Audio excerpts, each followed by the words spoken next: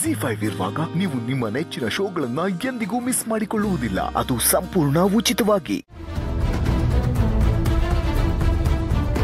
ಜ್ವರ ಬಂದಿದ್ಯಾ? ಗಾಡ್, ಇಷ್ಟೊಂದು ಸುಡ್ತಾ ಇದೆ.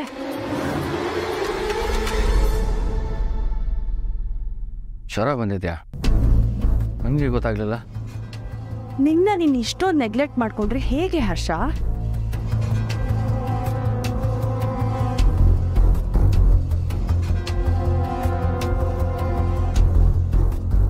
ಹರ್ಷನ್ಗೆ ಜ್ವರನ?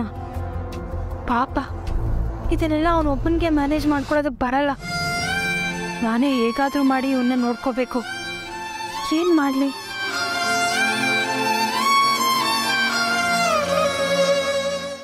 ಮಾನ್ಸಿ ಅಕ್ಕ ಇಲ್ಲೇ ಇರು ಅಂತ ಹೇಳಿ ಎಲ್ಲೋದ್ರು?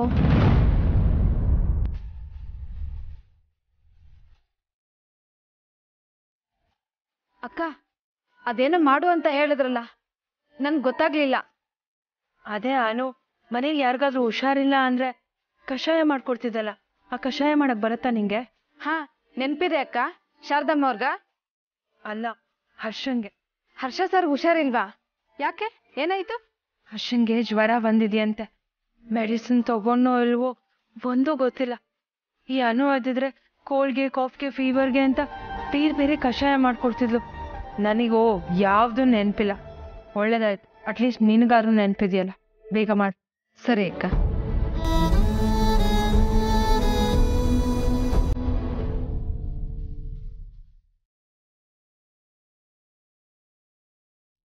ಅಬ್ಬಾ, ಅಡ್ಗೆ ಮನೆಯಿಂದ ಏನೋ ಹುರಿತಿರೋ ಪರಿಮಳ ಬರ್ತಿದ್ಯಲ್ಲ. ಏನ್ ಮಾಡ್ತಿರ್ಬೋದು?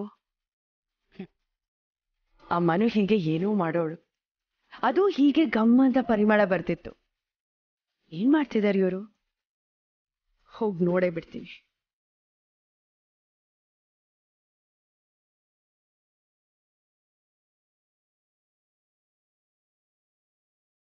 ಓ, ಕಷಾಯ ಮಾಡ್ತಿದ್ಯಾ? ಅದೇ ಧನಿಯಾ, ಏಲಕ್ಕಿ, ಲವಂಗ ಎಲ್ಲ ಹುರಿದಿದ್ ಪರಿಮಳ ಬರ್ತಾ ಇತ್ತು.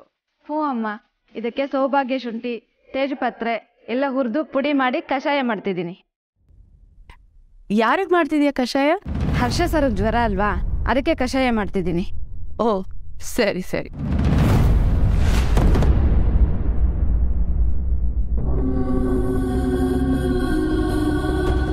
ಹರ್ಷಂಗೆ ಜ್ವರ ಇದೆ ಅಂತ ನಿನಗೆ ಹೇಗೆ ಗೊತ್ತಾಯ್ತು?